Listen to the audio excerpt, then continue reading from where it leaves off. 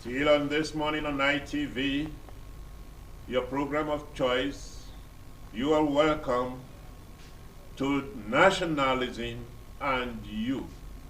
I am your host, Ebenezer Oyetaki, and you certainly know that ITV is the best. This morning we'll be taking a look at the issue of religion and politics of running mate. In the last few days, both social medias, mainstream medias have been awash with clamor for or about, will it be Muslim ticket? Will it be Christian ticket? Will it be Muslim and Babalawo ticket? With me to discuss this this morning in the house are two gentlemen, Barrister Abubakar Animiokhali is to my far right. You are welcome to this program, and we say nationalism in you. I am a Nigerian to build Nigeria. Well, you're welcome. And to my immediate right, we have Barrister Kenneth Osemeha Uwadinjo. Nationalism and you. It's my duty to build Nigerian great. Very well. It is also my duty to ensure that we realize the manifest destiny of Nigeria nation, and then we set sail. It has been clamor, hullabaloo's, all of that about running mate. Muslim ticket, particularly for the APC presidency. Should Nigerians are asking, should those issues truly define us? Let me start with Barrister Kenneth. Should those be the issue we should be contending about? Well, as a matter of fact, those issues shouldn't have been issues that should be contending about. But as regards to our society, we all know that religion plays so much vital role. And several people, because of their behavior, do not deal with the country in the best interest of the country. What I mean is this: if you have a little trace back of issues from independence, initially religion wasn't so much placed in the middle of our country. But as time proceeds, we begin to see certain things that made people to agitate why religion should be placed in the middle of our country.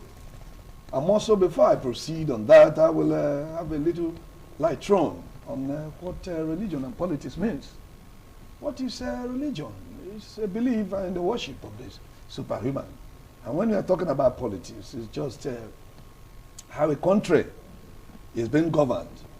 And these two things have a better advantage for the society.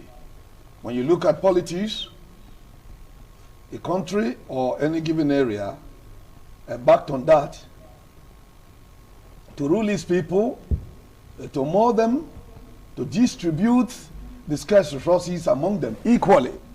Likewise, religion. What is religion? Worshipping the supernatural being, believing in the existence of God, you worship Him, believe in Him, and also it has to mold the society, make them to be purposeful in existence. And when you make that, it's for the working of any given society, for a better behavior, and to push the society in the right direction. But a certain group of people and some other people don't believe on the need of having like issue of allowing maybe Muslim ticket or Christian ticket because of the hardness of the heart of several people. If you go to various offices, you will see that when a Christian is the head of that office, you see that majority of the employees are, half of them are Christians. Likewise, in the other way, when a Muslim is in any given place, you see that you have numbers of Muslims who have been employed. That is why you see that people agitate. Let there be a Christian and a Muslim running mate, or a Muslim or a Christian running mate. But in an ideal society, like in advanced world, it ought not to be so. Very well. Barrister Abubakar Animeokali, let us have your perspective on this.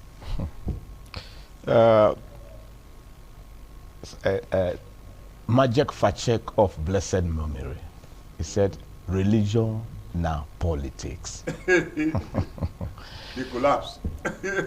Now, sir, you know, when I look at this country, what many of us see as religion, I see as organized hypocrisy. And what we practice as religion in Nigeria is actually the economy version of religion. That is economic religion. Religion is the meal ticket in Nigeria. Religion is not practiced so that the average Nigerian, he doesn't practice religion to go to heaven, to make heaven. He practices religion because of the economic benefit that the religion is capable of investing on him. It's his pocket. That is why, for instance, we are talking about Muslim. Otherwise, what has religion got to do with politics, with democracy? I studied political science and administrative studies at the university. I was not taught that religion is a factor to be considered in the selection of the dramatic personnel in democracy. And it wasn't like that, like my friend Ken said, in the beginning of our political system. Funny enough, you know, Nigeria is a place of contending contradictions. The Constitution Section 9 says, no state, they say the federal government or any state shall not declare any religion as a state religion. Yet, when the state gathers, when you have a national gathering, they will play in the name of Jesus Christ. They will play, they will pray on the other one, Bismillah. What are we talking about? The same country that's purported to be secular. Now, why all this is happening is this. At the end of the day, the Christians, when I say the Christian, I don't mean the church goers, I mean the church leaders. They want to have a grip and a grip on the power of the state. So they will continue to emphasize the importance of religion, that except you do. I read somewhere that one Ahmed Kaduna, somebody, was threatening that if Tinubu should select a Christian, the whole Muslim will vote against him. Now, ordinarily, if the religion was that important, if we were really religious, if we were not hypocritical, one would have expected that, okay, since Tinubu is a Muslim, he should go with a Christian. If we were actually religious, and since Atiku is a Muslim, he should go with a Christian. But the hypocritical tendency in us will make us to turn logic upside down. And you have a Muslim who is already a running mate, who is already a presidential candidate of a party, and a fellow Muslim is warning that should that Muslim presidential candidate select a Christian as a running mate, they will vote against him. Where is the religion in it now? So, are you now saying that religion have anything to deliver in our democracy? The answer is no. Religion have nothing. Absolutely. In short, religion is a problem to our democracy. Religion have never helped. It is not helping now. It will not help in the future. It's just a disturbance. It's a primordial factor that others are using to disturb our democratic march. So, I don't see any reason why we should be talking Muslim ticket, Muslim Christian ticket, Christian ticket. No. It is not supposed to be an issue. But unfortunately, it is only the non-issue that are serious issues in our democracy. Not only our democracy, in our nationhood. So that is what we are. That's where we are. Yes, many Nigerians are saying, why do these issues of religion kept on resonating whenever we get to the political crescendo or another political crossroads? When we have had Christian presidents with Muslim vice presidents. The expected infrastructures are not coming on board. Ajaokuta remained dead under them. Electricity, despite humongous investment, are not coming on the stream. Indeed, the grids are collapsing and the rest of it. So Nigerians are asking, should the concern actually be about religion or about who can get the work done? Where do we go from here? Are we being manipulated in the name of religion? Just like he said one Muslim person said, if Bola Tinubu make the choice of a Christian, the North will vote against him and that kind of a thing. Then the Christian Association wrote and said, when it is Muslim, it has to be Christian. When it is Christian, it has to be Muslim. Should this be the issues or someone who can get the work done? Because we have had Muslim presidents, things appear not to have changed. We have had Christian president and Muslim vice president, things remain the way they are, and things of that nature. Please, Mr. Kenneth. Actually, my brother, like what my brother on the right have just said, the issue of someone threatening that without Tinubu having a Muslim as a running mate, or maybe a Christian not having a Christian as a running mate, these are not material facts. These are not issues for somebody who understands his right from his left. Should be talking about, should be bemoaning about. We have had over the years Christians as presidents or leaders and Muslims as leaders. And yet, this is where we are. People don't read. The Bible said, he that increaseth knowledge, increaseth strength. The knowledge of a man is his weapon. If you are conversant with your constitution, with even your holy books, that shouldn't be a point upon which, or the basis election, somebody could vote for any of the candidates he wishes. People don't read. We only listen to our leaders, our religious leaders, like pastors and imam. Peradventure, somebody who made such comment, or even the other one who said without Christian, he will not vote, was what the pastor told him, or the other one was what the imam told him. How has he helped us? In spite of the money that has been voted, or that is being budgeted in our country since 1960. Why? If Christians have held position, likewise Muslims, what have they used this money for? You see FCC prosecuting people. Are they not Christians? Are they not Muslims? Even you see that, 80 billion disappear. Billion. When you call 80 billion, I will be thinking maybe it's just 50 naira that we just picked on the ground. If it were that person who did that thing, who did that money, all this money we are talking about, if it's their private businesses, would they just squander it? Go to abroad, remove the money from the capital and go to abroad to build the mansions, build heavens. For Igbo man, you are paying tax there. Is there any wisdom? People don't read. Left to me, Christian religion is not an issue in any form. I want to deal with the real man in you, like what my friend said. You very could well. be Very well. Barrister Anini, it is Mahatma Gandhi that put it this way. Say 7 things destroys a nation. Say education without character, politics without principles, religious without sacrifice, so on and so on, commerce without morality, so on and so forth. Now when you take a look at Nigeria, preponderantly Muslim, preponderantly Christians. This does not take away that we have traditional religion. As a matter of fact, both Christian and Muslim met the traditional religion on the ground.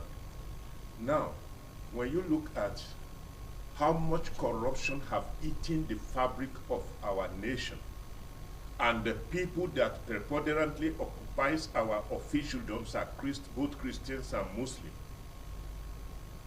Even the traditional ones, when they occupy those, they pretend to be aligning with the two religions and that kind of, even when they have something tied under them and things of that nature. Taking a look at all of this, is religion playing a role they're supposed to play in engendering moral rectitude, discipline that are necessary to perform judiciously in the fiduciary duty of nation building?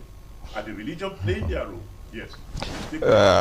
Thank you, Mr. Beniza. You know, when I started just now, I said that there is no religion in Nigeria. That what we have is organized hypocrisy. We don't have religion here. Nobody is worshiping God here. I am worshiping God, though. Hi. Because I will not steal. And if my wife steals, I will arrest her. Mr. Beniza, the only nationally practiced culture in Nigeria is corruption. And that is also the religion, the only national religion. Islam, Christianity is cosmetically practiced. You are talking about look, because religion without spirituality. That is why, despite the more religious we pretend to be, the more destructive and corrupt. Look, why this issue has come to the table of the political discourse now is because of the insecurity that the politician has converted the religion to. You see, it has never happened in this country that you don't feel safe in a religious house. Today, some Christians now get armed with AK-47, praising the Lord in the church. Because they have discovered that the so-called God that they were told that will protect them cannot save them from the hands of the manipulation of the politicians. The bandits, the Boko Haram, the terrorists, the version we have in Nigeria, they don't seem to be doing these things for their own benefit, but doing them for the satisfaction of certain persons. And I was surprised that this country, the government said that they have listed the names of sponsors of some of these terrorists. Till tomorrow, we are still waiting. Nobody has been named. Nobody has been apprehended. Nobody has been prosecuted. And nobody will be penalized. We are in a system where fraud pays more than decency. So that is why we have all these irrelevant issues on the table to be discussed. Otherwise, now you ask me whether religion is playing the role. Let me stop you here as we proceed on commercial break. They are the one keeping us rolling. We will be back to you. Thank you. Just keep it.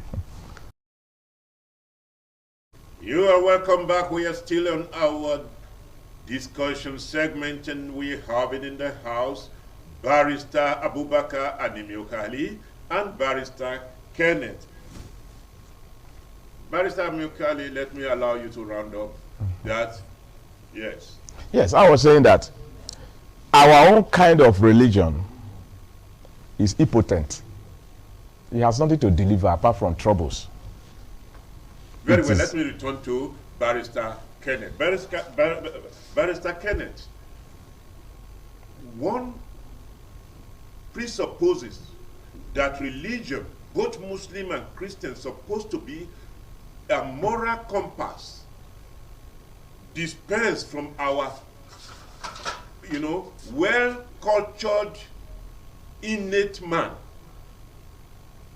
towards morality, towards principles, towards uprightness, and towards righteousness, and towards, integrity in performing our duty, particularly when it has to deal with the collective. Now, both Christian and Muslim that have served their states as the governors, they retired to the National Assembly. They are collecting humongous amounts of pensions in their state and concurrently collecting a humongous amount from the National Assembly. What is your take on this? What is the role that religion leaders, because we have so many of them and they are prominent and their voice are strong enough, couldn't they have impressed and probably protested to the President and National Assembly to do the needful? Yes. Barrister Kenneth. Yes. My friend has said it all about religion. Most of these governors who have served, maybe some senators and all that wants to come back to the National Assembly, these are Christians and Muslims, as we have said. Ordinarily, based on the function of religion that has been discussed, before we proceed on the main issue, these people would have a rethink in their heart. I was voted in here. What is my function? What was the duty? Why did the people align to vote me as their leaders? Is it to cater away with their money? But they don't have that. That is why my friends say even religion presently in Nigeria is a means of committing more crime, and you are covered. And when you are being prosecuted, people will run around and say, leave him. He belongs to us. He's a religious man. He's from our ethnic group. And the more this is being done, the more these wicked leaders goes in to destroy, to kill, and to steal. And nobody will checkmate them. Religion was brought by God himself to mold man completely, to mold politicians, wherever, in any area you find yourself, to be properly molded to fit in the society. I think we take care as a nation, we take very conscious care not to learn. We are not learning. We study and unlearn. Do you know that? I started by saying that we don't have religion in Nigeria, but what we have is the demonstration of hypocrisy. Now, every Friday, Abuja is locked down for Muslims. Most of the roads will be blocked. And every Sunday? And that is economy grounded. That is energy wasted. Saudi Arabia, that exported Islam to us here, where people go and move around, the whole world go there to pray. They don't block roads.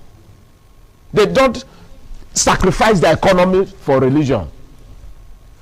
On Sundays, till date, look, we are actors and we are comedians. We are comedians. I imagine sometimes that God will be looking at us and laughing and saying, what kind of people did I create like this? You understand? On Sundays, many roads are cordoned off. You can't drive past them because there's a church along the road. Even on Sunday, I was going to one area in Maraba here. One of those big churches in Abuja here. A whole street was cordoned off.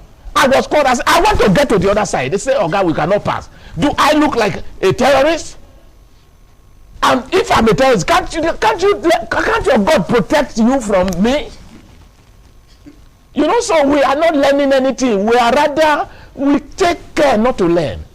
We are the kind of religion we practice is not even religion. It's hypocrisy we practice. And it gives birth to corruption.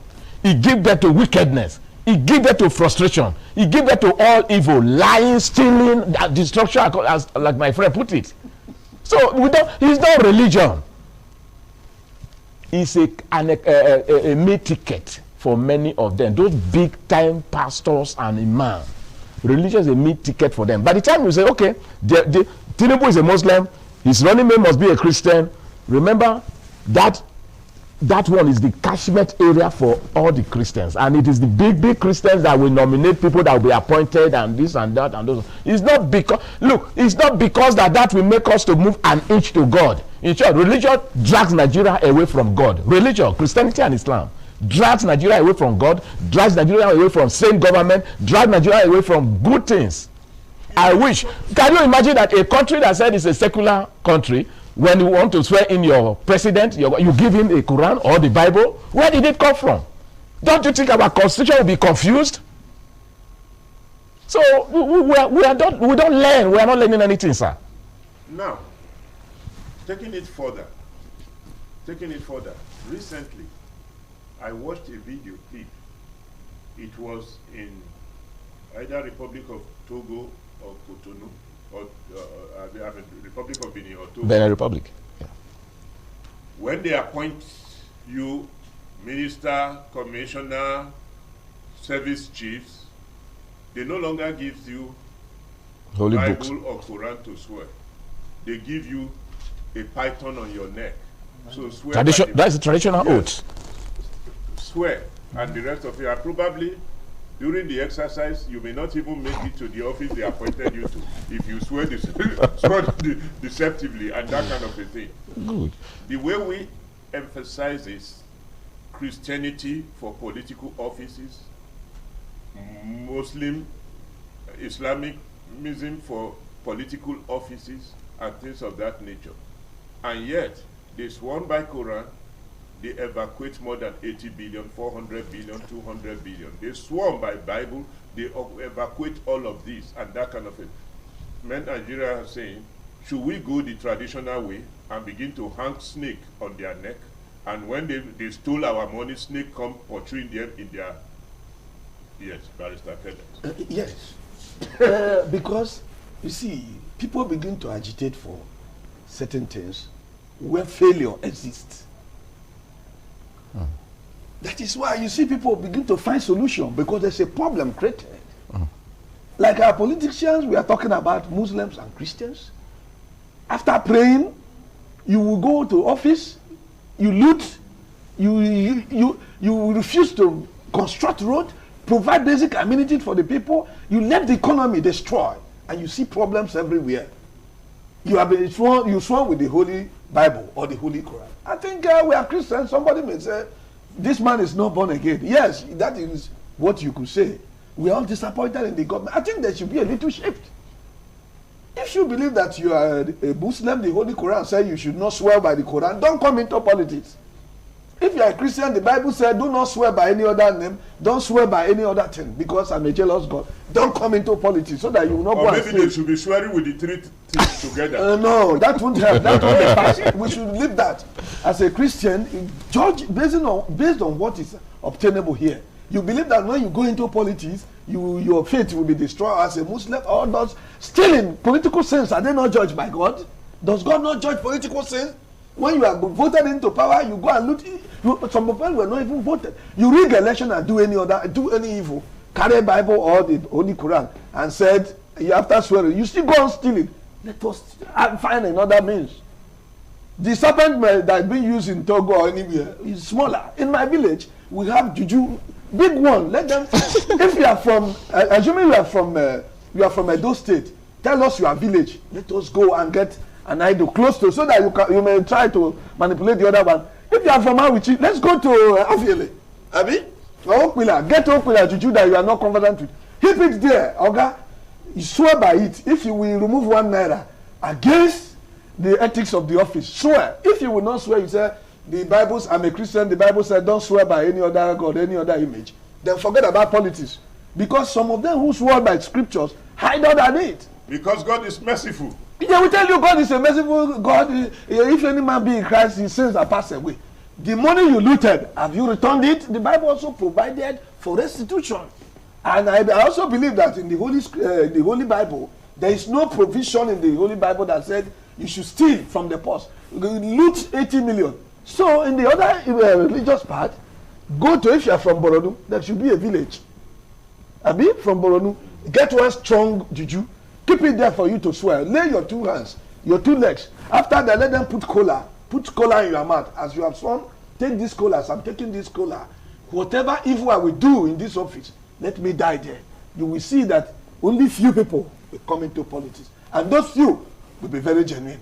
It will help us stabilize the polity, stabilize the country. It's a very big shame. It's a very big shame, like what my brother said. When we are in the church, you see that some people almost carry AK-47.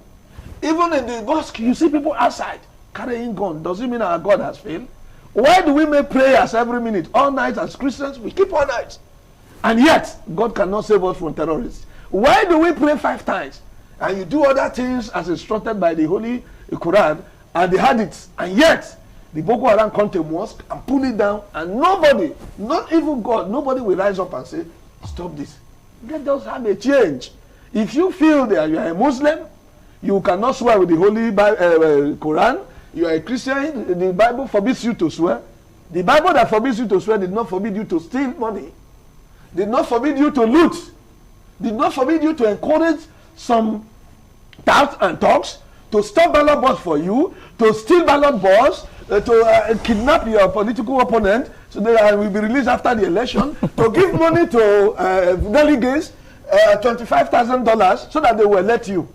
The Holy Quran, the Holy Bible did not tell you that. But actually they swore with those scriptures only that they don't live in tandem with their... They are used to these holy scriptures. So an Englishman said, the nearer the church, the further from God. The more prayer you make in the church, yes, if you make so much prayer in the church, tomorrow you come and commission, you believe that God will not do anything because he's used to you. Let us bring something that is not used to you. Bring something that is very heavy for you. The way and manner we're going about this Muslim ticket, Christians ticket, seems to project the fact that what determines the victory in an election are the religions rather than political structures. What is your take on this? Yeah. Are the religion more potent in determining who won than political structure, a viable political structure? Yes. Yeah, I said at a different forum recently that Nigerian electorates do not listen to manifesto. They hear it as noises.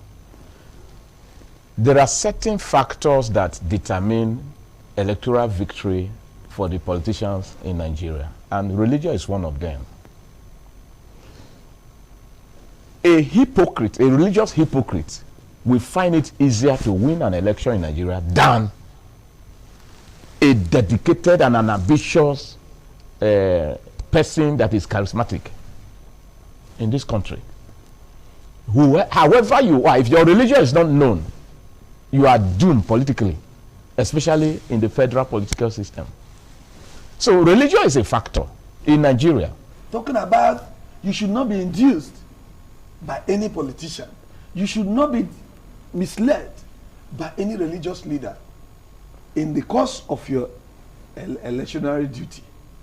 They are not aware. That is why somebody can still say today that without Tinubu having a Muslim running mate, he will not be voted for. If somebody is aware of this, would he make such statement? He will not. This is a comment made by someone who is still somewhere in like somebody who is in the 10th century. That is where I should liken such a one. Because the religious leaders have not heard. Okay, this is the government of the day, head by President Muhammadu Buhari. Have Muslims, have they fared better? Have they been properly taken care of? Are all their roads, all the Muslims say that all their roads constructed? Do they have electricity? The falling of the grid, of the electricity grid, 7 times how many for this year or 3 months? Has it not fallen on the side of the Muslim? Even God himself has made it. The falling of the rain in the night, did it only fall in close to the house of Christians or only that of the Muslim? If God himself, who is the ultimate creator, the supreme being, could make it that you have right to choose. He's not killing Christians because they are Christian. He's not killing Muslims because he doesn't know them. Why will you, an ordinary being, make such demarcation? Even in Islam it is said, La ikra fi din. There's no compulsion in religion. Even in Christianity, he said, go into the world and preach the gospel, baptizing them. What will you do before you go out? You pray. It is God that convinces. It is not you using force. If you force me to become a part of your religion, will you force me to pray or follow the all rules of your religion? The electorate have not been taught. Since 1960, as I've said, who are our leaders? Either Christians or Muslims. These were being prosecuted by EFCC. The refineries are not working. Yeah, the refineries are not working. The electricity is not working. Christians are Muslim. Go now, there's a first the road are postholed. Christians are Muslim. Fuel scarcity. Go along everywhere. You will see queue. Are only Christians on queue or are only Muslims on queue? The answer is in the negative. The electorates have not been taught and they are being misled. If you meet some people, some of my Christian sisters and brothers, when they say, our pastor said, Our pastor said, if somebody tells you something, tell him Holy Ghost fire or back to the senders. And you go to the other side, they will tell you, this is what the imam said. They have not been taught. My brother has said that religion is a meal ticket. These leaders have had grip of us. Even government has not helped matter. Go to civil service form, sir. Open it when you are feeling. Name, religion, ethnicity. Is government not finding the embers of this unity by bringing this into the national life of people? That you fit from, I want to work as a civil servant, I am a Christian. Are we going there to build mosques, build churches? Or I'm a Muslim, are we going there to build mosques? Let us put this country in front of whatever we do. Considering one day, God will judge every man. If you so believe that we are Christians, there is day of judgment. If you so believe you are a Muslim, there is also day of judgment. Let our religious leaders stop deceiving people. Stop deceiving us that you vote this man before he's a Muslim. And at the end, the man will not deliver. He'll be building some houses somewhere. Vote this man that is a Christian. And at the end, the man is looting into his pocket. Look at the way the country is. Insecurity everywhere. Are only Christians being attacked? Mosques are being attacked. Church or war? You see our attack. That is how it goes round. The more conscious you are religious about and leaving the proper thing to be done, the more your life is being destroyed, the more the economy is being destroyed. Let the electorate understand that religion does not help anybody. If you do not have plenty of it, if you do not follow the rules of what religion is all about, is to mold everyone. Leave these leaders who are politicians, who loot into the pocket, who will tell you, use God to deceive you. Vote for me, I'm a Muslim, don't vote for these people. Vote for me, that I'm a Christian, don't vote for Muslims, that are unbelievers. That is not what it's supposed to be. Very well. Barrister Abubakar Aniniokani, in this same country, June 12, Abiola ran Muslim ticket. He overran his opponent, a presidential candidate, Bashir Tofa, with Muslim Christian ticket. Even in Kano State, that was Bashir Tofa's. What have changed? Is the political education and exposure of our people that time much more better than it is today, or we are degenerating? Well, I think the electorate, they are degenerating in their political awareness. In as much as today the attention of the electorate is getting drifted away from the realities of politics, and considering so many other factors that are ordinarily supposed to be irrelevant. There is no method, no device, no modality which the government has put in place to continuously educate the electorate so that they know the essence of democracy, they know the essence of politicking, they know the relevance of their votes and the weight and importance of their votes. They have left, the average electorate is left to be educated by the politician. So therefore, we will be proceeding on another commercial break. Don't change the channel because we are still here for you, and it is getting more interesting. And we are still in the house discussing religions and politics of running mate. Now, the North is preponderantly Muslim, and democracy is, what do you call it? A game of numbers. Very well. A game of numbers. Bola Tinubu, who these things is probably more revolving around, his wife is a Christian. He is a Muslim. Now, when you take all of this into consideration, should the religious sentiment,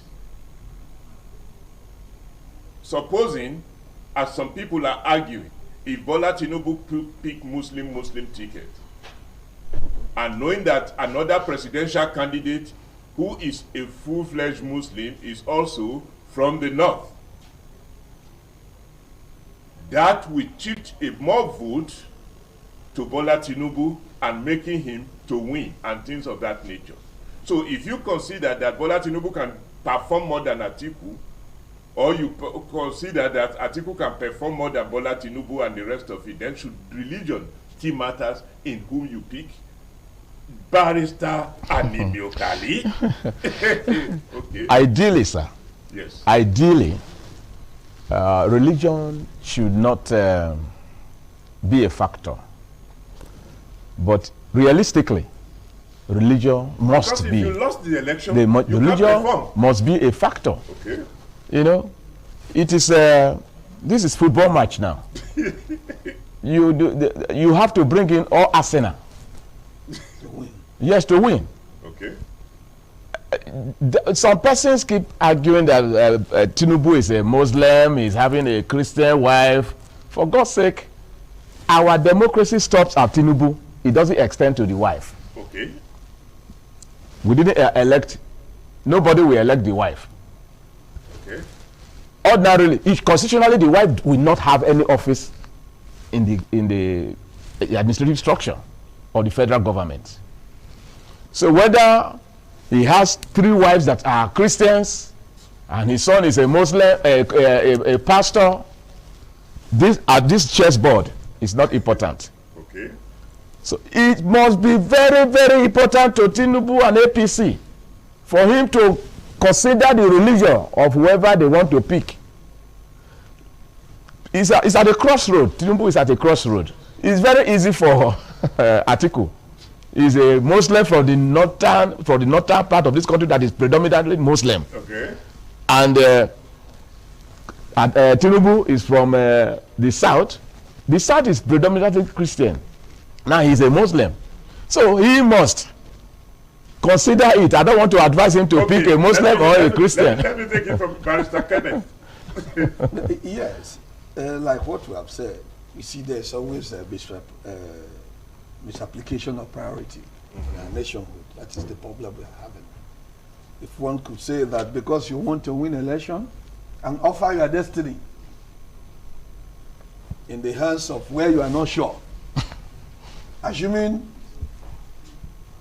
Tinubu have gets a running mate who is a Muslim and he wins election and fail to deliver,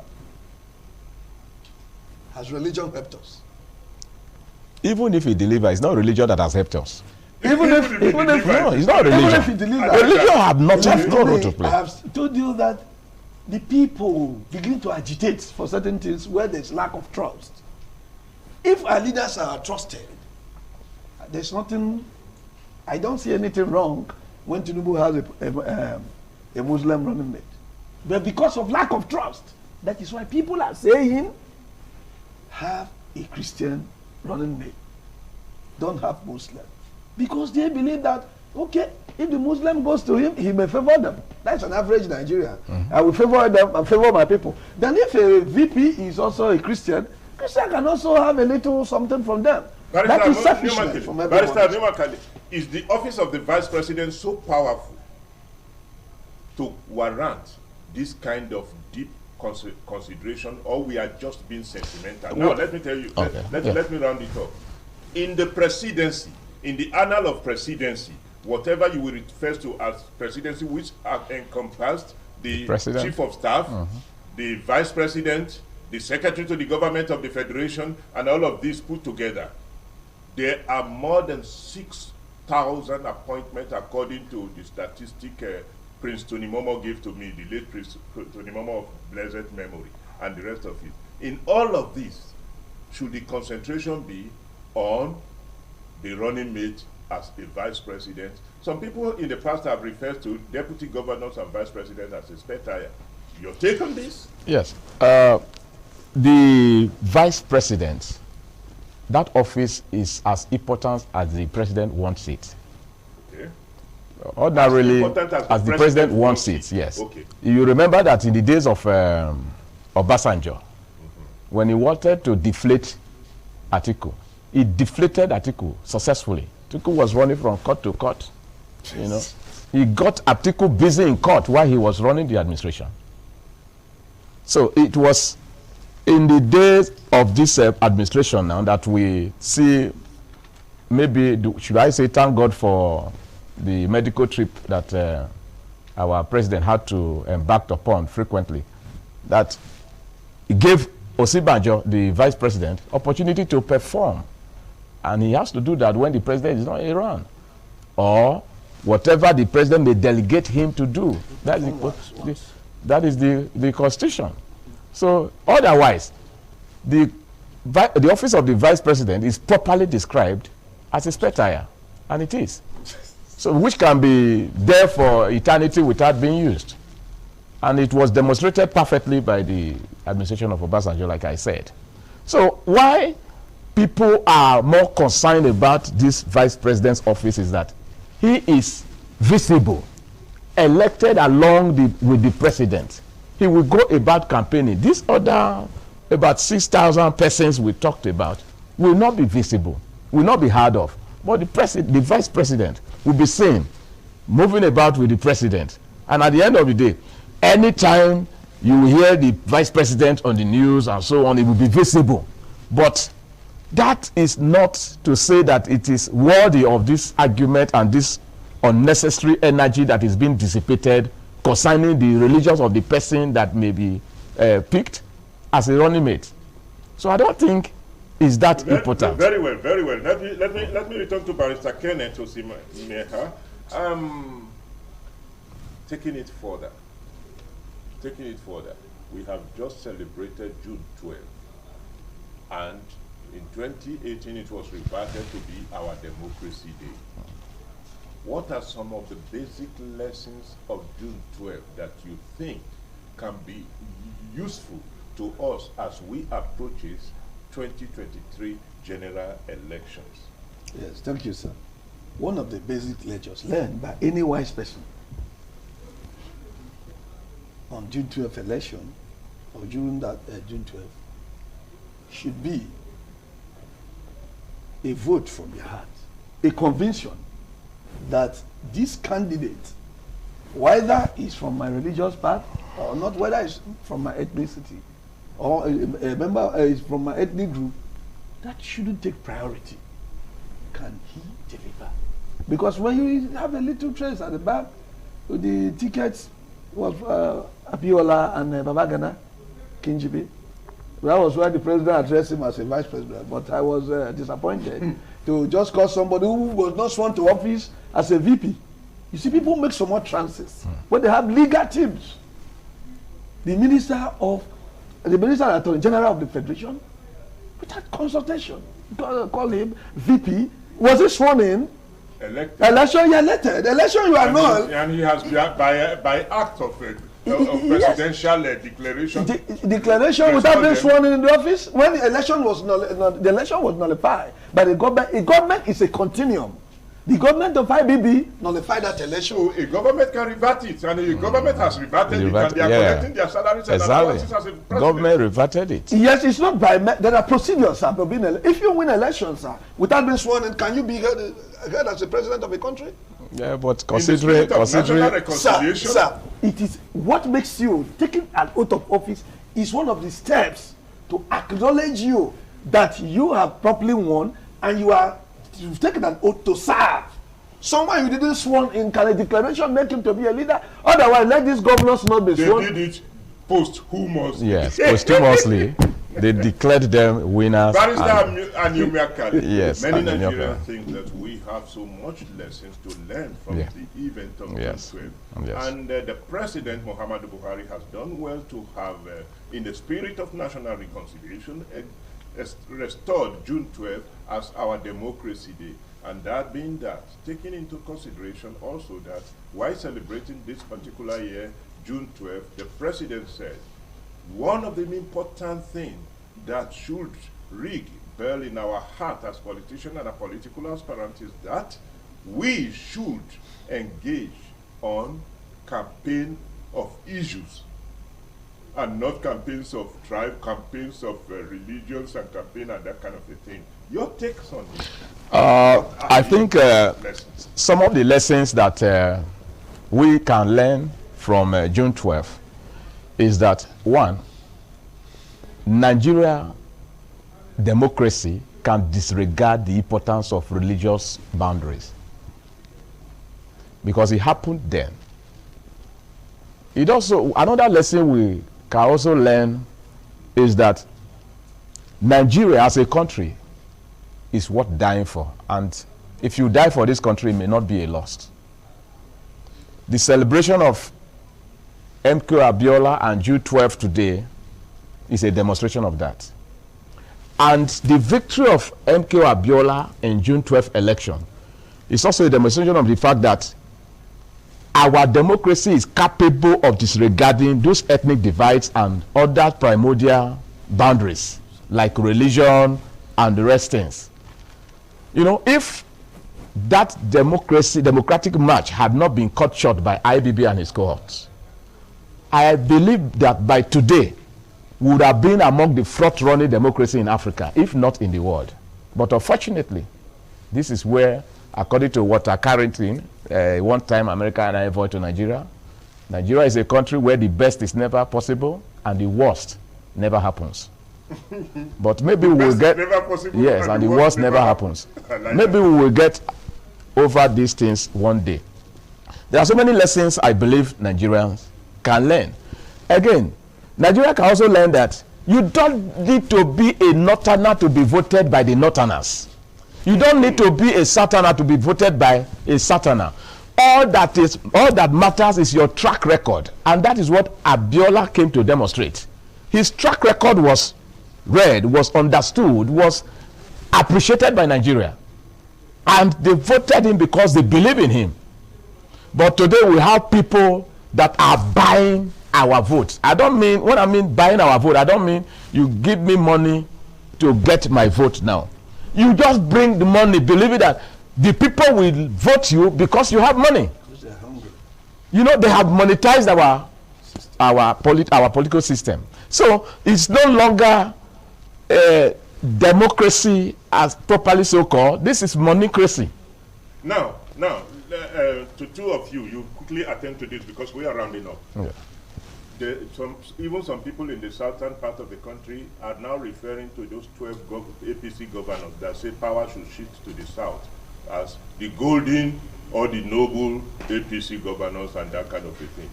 What is your take on this? Well, they may be right, irrespective of their hidden agenda.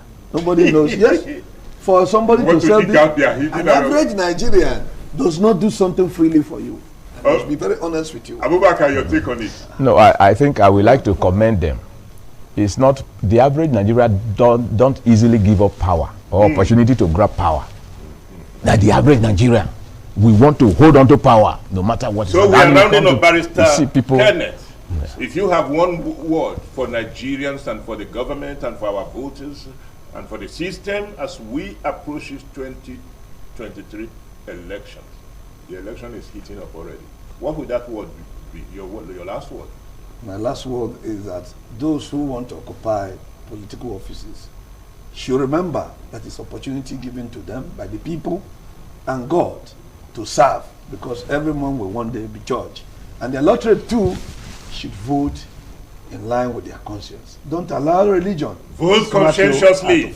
And the same to you.